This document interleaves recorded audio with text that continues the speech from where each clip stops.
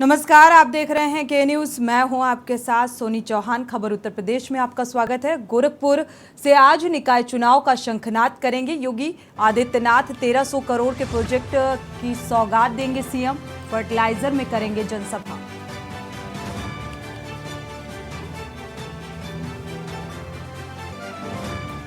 Maharashtra CM Shinde ने किए रामलला के दर्शन, प्रभु की आरती की। कहा, राम का आशीर्वाद हमारे साथ, इसलिए धनुष बाण हमें मिला। शिंदे फडणवीस के दौरे से पहले हनुमानगढ़ी के पास मकान में धमाके से सनसनी, 2 की मौत, पुलिस की जांच जारी।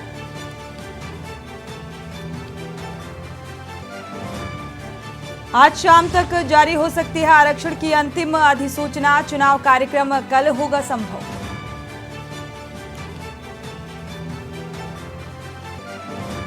निकाय चुनाव में बीजेपी का एमओ ओबीसी प्लान पर पसमानदा मुस्लिम समाज को मिलेगा टिकट। मैनेजमेंट को करेंगे मजबूर। यूपी में कोरोना के 1192 एक्टिव केस, 24 घंटे में मिले 319 केस। नोएडा और लखनऊ में संक्रमितों की भरमार। आप देख रहे हैं के न्यूज, खबरों का सारथी। और यह से बड़ी खबर आपको बता दें, सपा ने सर्वेश बाबू को बनाया है जिला अध्यक्ष। निकाय चुनाव को लेकर आरक्षण की सूची जारी कर दी गई है। सूची जारी होने के बाद बदले गए सपा जिला अध्यक्ष। जिला अध्यक्ष बदले गए हैं। प्रदेश अध्यक्ष नरेश उत्तम ने राजवीर यादव को हटाया। जितमाला बाबुरपुर निवासी सर्वेश बाबू गौतम को जिला अध्यक्ष बनाया गया है। महासचिव की जिम्मेदारी ओम प्रकाश ओझा को दी गई है।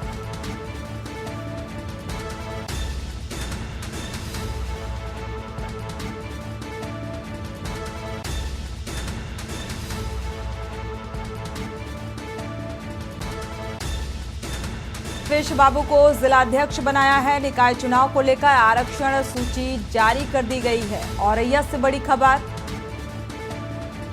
क्योंकि ओबीसी आरक्षण को लेकर घमासान मचा हुआ था। निकाय चुनाव को देखते हुए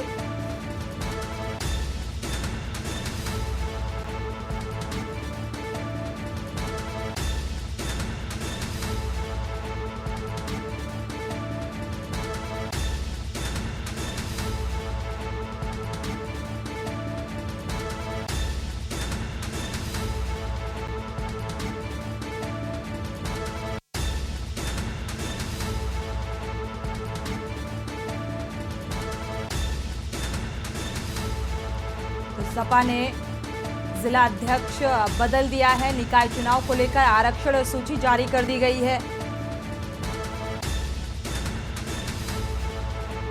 औरैया से उमेश अवस्थी संवाददाता जुड़े हुए हैं ज्यादा जानकारी के लिए। उमेश, निकाय चुनाव को देखते हुए ये जिला अध्यक्ष की भी जिम्मेदारी, जो पद है इसमें भी बदलाव किया गया, ये जिम्मेदारी सौंपी गई है। तो क्या लगता है अब कोई पेच फंसता नजर नहीं आएगा निकाय चुनाव को लेकर? जी बिल्कुल, आपको बता दें कि निकाय चुनाव का जो आरक्षण है उसको घोषित कर दिया गया है। उसको देखते हुए समाजवादी पार्टी ने जनपद औरैया में सपा के जो जिला अध्यक्ष हैं उनको बदल दिया है। राजवीर यादव की जगह सर्वेश बाबू अब नए सपा के जिला अध्यक्ष होंगे। और आपको बता दें कि बहुजन समाजवादी पार्टी के जो वामसेक में भी ये जिला अध्यक्ष रह चुके हैं। और आपको बता दें कि औरैया जनपद के अजीतमल जनता इंटर कॉलेज में प्रवक्ता के पद पर तैनात है सर्वेश बाबू। और बीते विधानसभा चुनाव में विधानसभा सदस्य के लिए भी जो विधायकी के लिए भी जो अपना नामांकन के लिए समाजवादी पार्टी में टिकट के लिए उन्हें अपनी लगाई थी और टिकट नहीं मिल पाया। और एक समाजवादी पार्टी के द्वारा बड़ा बदलाव किया जा रहा है, जो कि राजवीर यादव पिछले कई लगभग दो पंचवर्षीय जो चुनाव है उससे लगातार अध्यक्ष बने हुए थे। अब ये देखने में आ रहा है कि कहीं ना कहीं निकाय चुनाव की जो बड़े जो परिणाम की तलाश में जुटी है समाजवादी पार्टी। जिस तरह से देखा गया कि विधानसभा चुनाव में औरैया की 3 विधानसभा सीटों में 2 सीटों पर सपा ने जीत हासिल की है। तो कहीं ना कहीं इनका जो फेरबदल है वो कई मायनों में खास देखा जा रहा है। बिल्कुल, शुक्रिया इस तमाम जानकारी को साझा करने के लिए। जो फेरबदल किया गया है, जो जिम्मेदारी सौंपी गई है, बाबू गौतम को जिला अध्यक्ष बनाया गया है।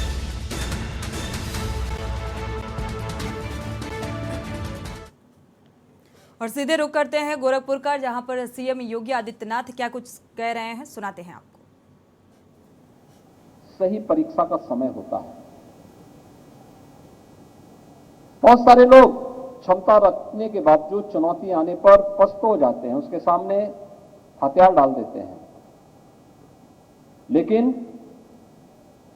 दृढ़ इच्छा शक्ति के साथ, जो एक सत्संकल्प के साथ आगे बढ़ते हैं, चुनौती आने पर वह और उत्साह के साथ उससे जूझने के लिए तैयार रहते हैं। और दुनिया के अंदर एकमात्र भारत है जिसने इस सदी की सबसे बड़ी महामारी को एक चुनौती के रूप में भी लिया, उसे एक अवसर में बदल करके दुनिया के सामने एक मॉडल दिया। कैसे एक संवेदनशील सरकार अपने नागरिकों की महामारी से सुरक्षा भी कर सकती है और उनके भविष्य को, उज्जवल भविष्य को बनाने के लिए नई नई योजनाओं को भी आगे बढ़ा सकती है। कोरोना में आपने देखा होगा कैसे सरकार के स्तर पर फ्री में टेस्ट, फ्री में उपचार, फ्री में वैक्सीन और 80 करोड़ लोगों को देश के अंदर फ्री में राशन की सुविधा लगातार 3 वर्ष से भारत दे रहा है।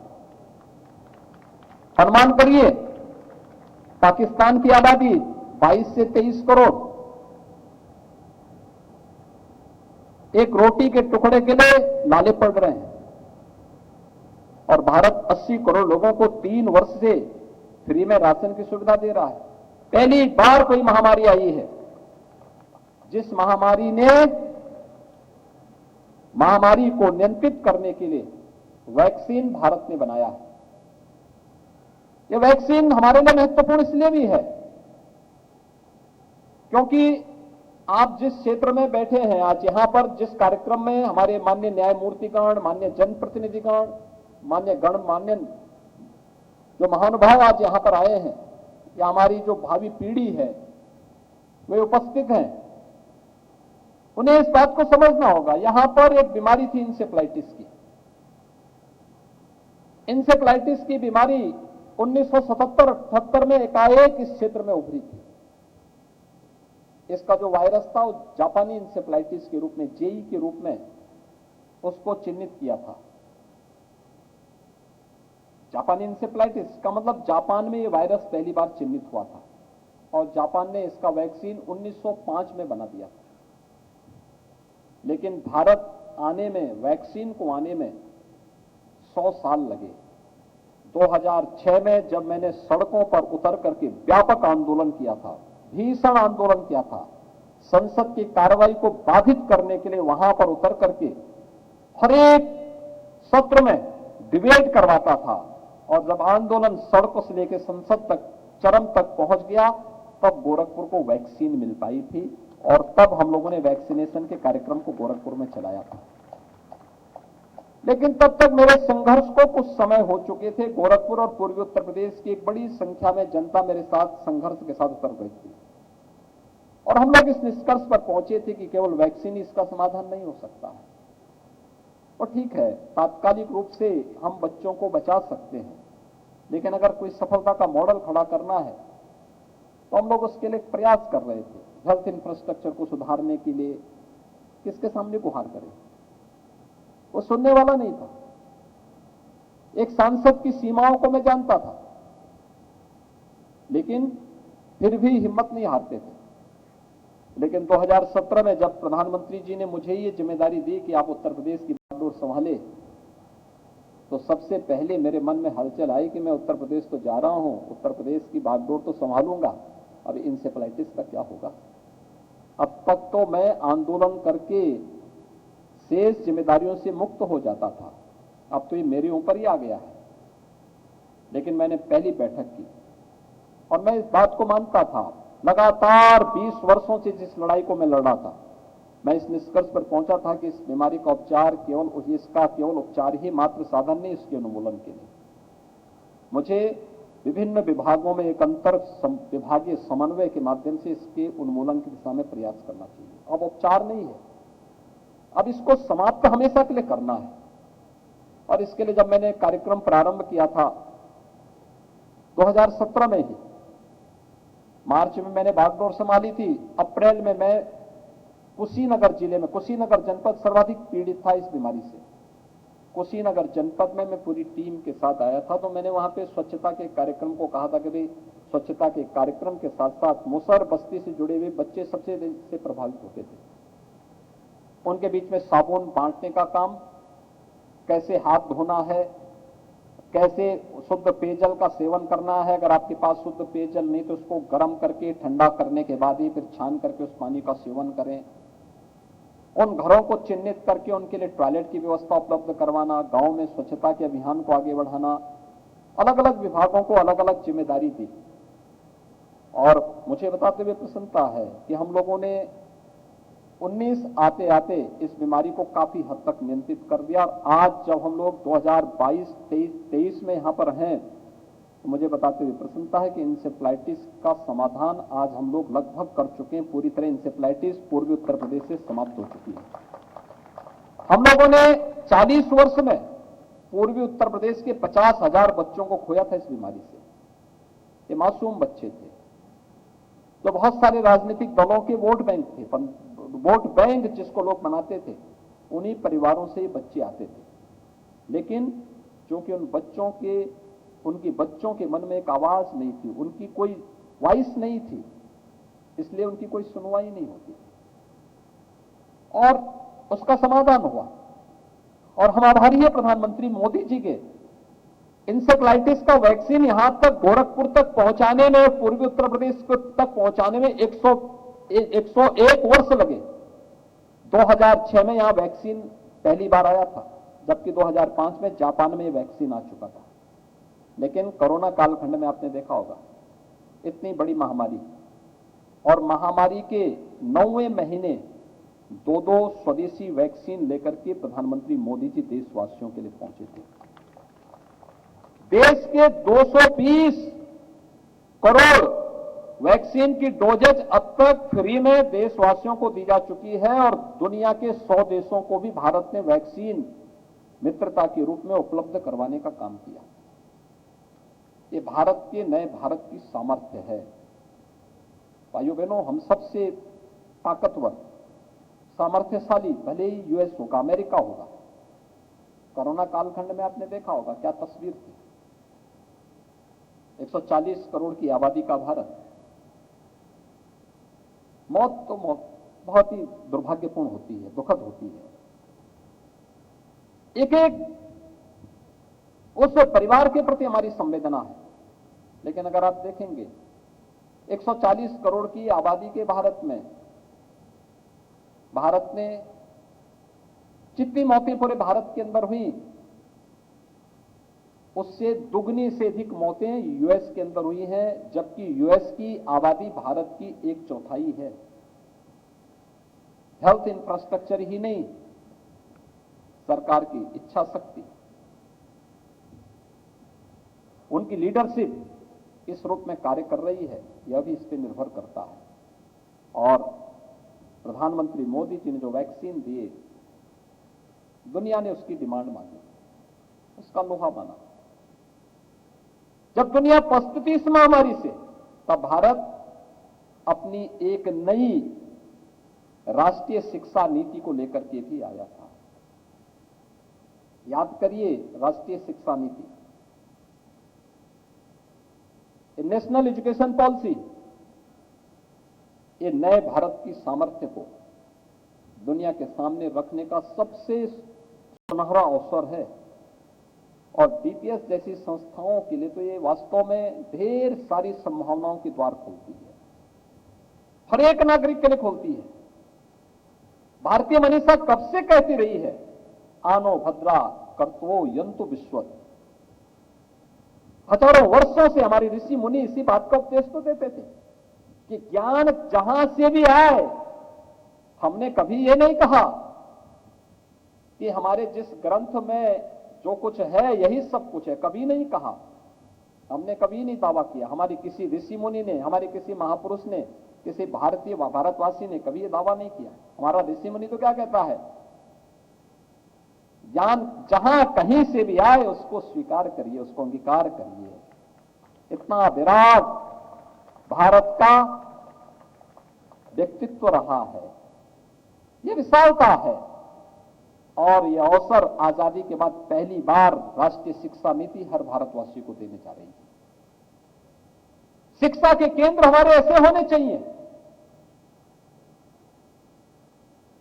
जो एक छात्र के सर्वांगीण विकास का मार्ग प्रशस्त कर सके, सर्वांगीण विकास का मार्ग प्रशस्त कर सके, हर चुनौती से जूझने के लिए। केवल डिग्री लेना, केवल सर्टिफिकेट लेकर या डिग्री लेकर के ही हम बेरोजगारों की लाइन में खड़े नहीं होंगे।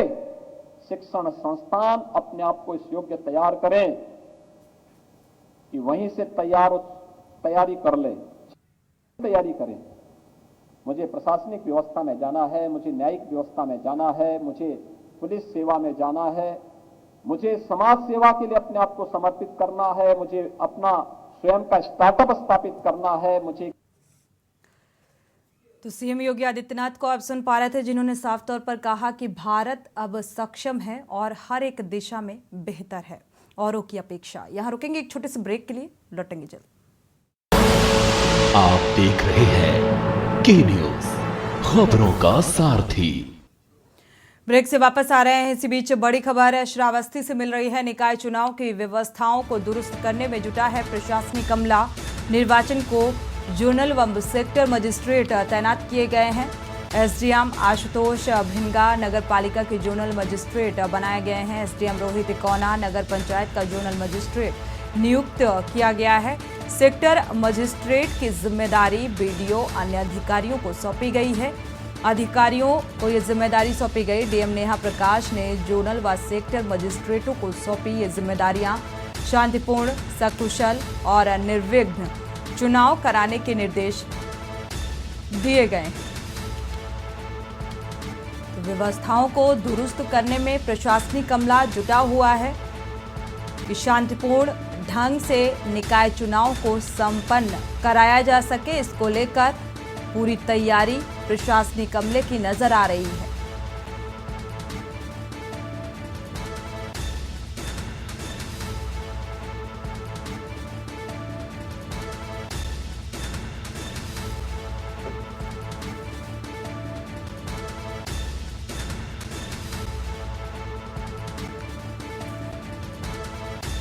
तो निकाय चुनाव को चुस्त दुरुस्त तरीके से, निर्विघ्न तरीके से संपन्न कराए जाने को लेकर जोनल व सेक्टर मजिस्ट्रेट की तैनाती की गई है।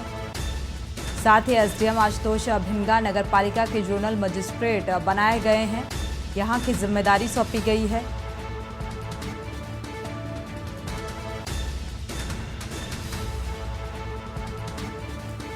तो अन्य अधिकारियों को भी अहम जिम्मेदारी निकाय चुनाव को लेकर सौंपी गई कि सकुशल संपन्न कराया जाना चाहिए। इसको लेकर निर्देश भी दिए गए।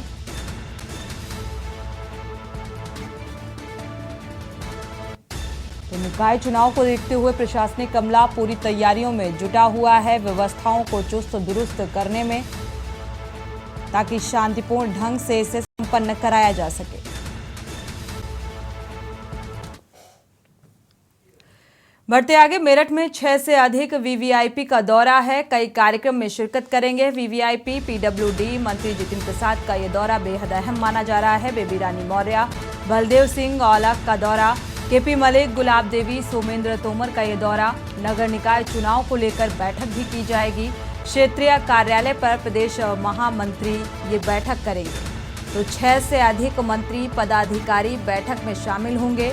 मंत्रियों पदाधिकारियों को निकाय चुनाव के लिए मंत्र दिया जाएगा। बागपत रोड स्थित हरमन सिटी क्षेत्रीय कार्यालय में बैठक आयोजित की गई है। वीवीआईपी मूवमेंट को देखते हुए सुरक्षा के भी पुख्ता इंतजाम किए गए हैं। तो 6 से अधिक मंत्री पदाधिकारी बैठक में शामिल होंगे।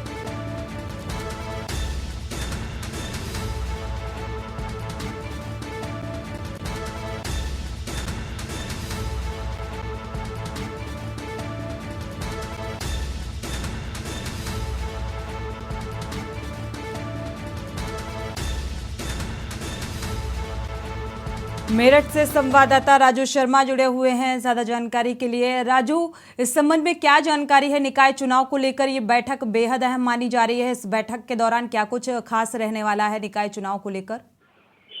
हाँ बिल्कुल, देखिए सोनी, मैं आपको बता दूं कि आज मेरठ में आधा दर्जन से अधिक वीवीआईपी मूवमेंट्स है, यानी कि आधा दर्जन से अधिक मंत्री आज मेरठ दौरे पर है जो अलग अलग कार्यक्रम में शिरकत करेंगे। साथ ही क्षेत्रीय कार्यालय हरमन सिटी पर बैठक भी करेंगे। बैठक को संबोधित करने के लिए खुद प्रदेश महामंत्री पहुंच रहे हैं धर्मपाल सिंह, और वो यहां पर निकाय चुनाव को लेकर मूल मंत्र देंगे कार्यकर्ताओं को, पदाधिकारियों को और मंत्रियों को भी बताएंगे कि निकाय चुनाव में किस तरह से जनता के बीच जाना है, जनता को जो योजनाएं चलाई जा रही है जन कल्याणकारी, उनके बारे में किस तरह से बखान करना है। तमाम जो निकाय चुनाव को लेकर आज मंथन होगा और मंत्र दिया जाएगा कि आगामी निकाय चुनाव में किस तरह से जीत हासिल करनी है। बिल्कुल, निकाय चुनाव को देखते हुए जो संवेदनशील इलाके हैं उनको लेकर क्या विशेष चौकसी बरती जाएगी, उसको लेकर कुछ बैठक में निकलकर सामने आ सकता है? बिल्कुल, देखिए अभी कुछ ही देर बाद जो बैठक है वो समाप्त होने वाली है। तमाम जो मंत्री है, पार्टी पदाधिकारी है और कार्यकर्ता है वो प्रदेश महामंत्री जी के साथ अंदर मौजूद है और बैठक का हिस्सा बन रहे हैं। बैठक समाप्त होने के बाद बिल्कुल क्लियर हो जाएगा कि क्या कार्यकर्ता और पदाधिकारियों को मंत्र दिया गया है निकाय चुनाव जीतने के लिए, वो कुछ ही देर में स्पष्ट हो जाएगा। फिलहाल बैठक काफी देर से अंदर चल रही है कार्यालय में, अब बैठक खत्म होने का केवल इंतजार किया जा रहा है। शुक्रिया इस तमाम जानकारी को साझा करने के लिए। तो अब से कुछ ही देर बाद ये बैठक समाप्त हो जाएगी और बैठक में क्या कुछ खास रहा निकाय चुनाव को लेकर वो तस्वीर भी साफ हो जाएगी। क्या सतर्कता बरती जाएगी और क्या कुछ मंत्र इस निकाय चुनाव को लेकर इस बैठक में दिए गए, क्योंकि कई वीवीआईपी इस बैठक का हिस्सा है।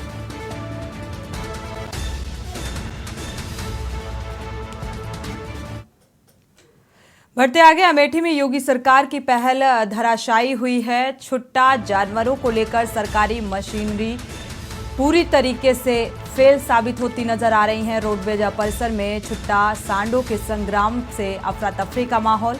छुट्टा जानवरों मवेशियों की लड़ाई अब खत्म कराने में राहगीरों के पसीने छूटते नजर आ रहे हैं। तो बीच सड़क पर दो मवेशियों के बीच घंटों ये युद्ध चलता रहा, सांडों के बीच ये संग्राम चलता रहा और इस पूरे घटनाक्रम का वीडियो सामने आ रहा है। अमेठी के रोडवेज बस स्टॉप परिसर का ये मामला बताया जा रहा है।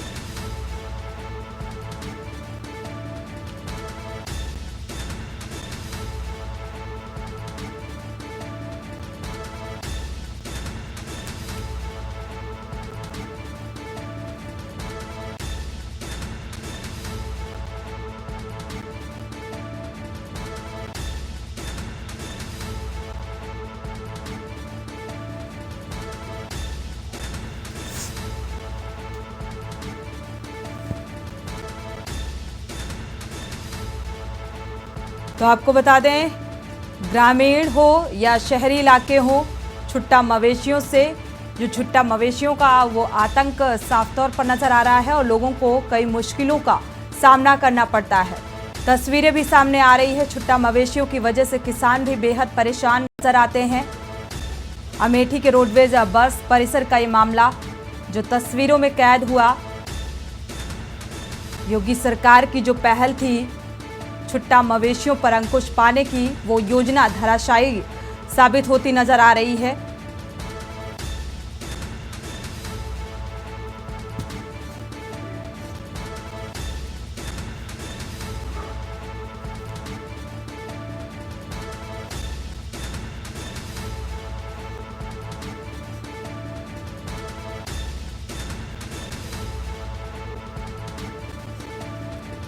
रणविजय, इस संबंध में क्या जानकारी है? छुट्टा मवेशियों को लेकर योगी सरकार की जो योजना सामने आई थी और मार्च तक का समय भी दिया गया था कि मवेशियों पर अंकुश पा लिया जाएगा छुट्टा मवेशियों पर, लेकिन ये योजना धराशायी साबित होती नजर आ रही है। जी, ये बिल्कुल कहने की बात नहीं है। जहाँ तक देखा जा रहा है तो पूरे अमेठी जनपद का यही हाल है। हर जगह जो छुट्टे जानवर से आए दिन कोई न कोई घटनाएं घटित ही रहती हैं। बाइक सवार हो या फिर मतलब कोई भी भारी वाहन निकल रहा है तो सामने कहीं भी मिल जाते हैं, जो कि लड़ाई की मुद्रा में ही देखने को मिलेंगे। ऐसा ही एक मामला कल रात का अमेठी शुक्रिया रणविजय इस तमाम जानकारी को साझा करने के लिए। तो छुट्टा मवेशियों और छुट्टा सांडों का आतंक जिस तरीके से नजर आ रहा है, इसका खामियाजा आने जाने वाले राहगीरों को भी भुगतना पड़ सकता है। इसी के साथ बुलेटिन में फिलहाल बस इतना ही। आगे खबरों के लिए आप देखते रहिए के न्यूज़।